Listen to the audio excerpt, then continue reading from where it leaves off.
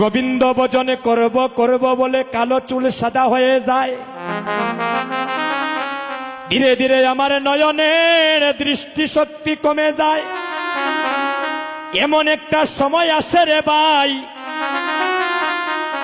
আমার হাঁটিতে চরণে চলে না, দাঁড়াইলে মাথায় ঘুরায়। সেদিন গৌরী চরণে কেঁদে কেঁদে বলি, হে গৌরী হরি, 84 লক্ষ জুনি ভ্রমণী করে পেয়েছি সাদের মানবী জনম। এমন সাদের মানবে জনম পেয়ে এই জনমটা তো আমার গোবিন্দ সেবায় লাগল না।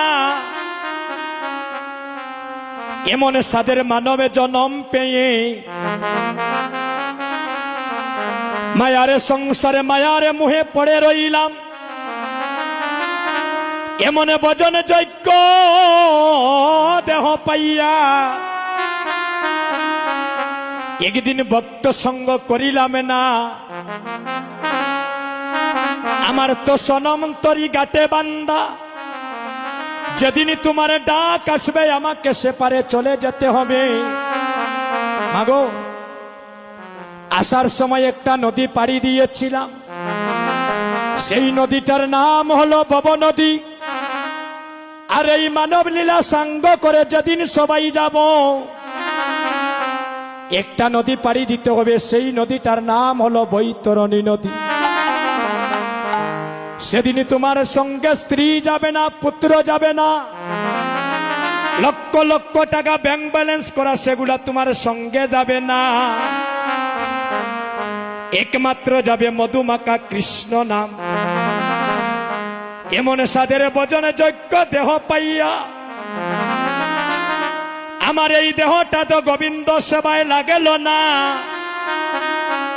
এ গৌরী হরি, আমার মরণকালে তোমার চরণে একটা নিবেদন জানাইয়া রাখি।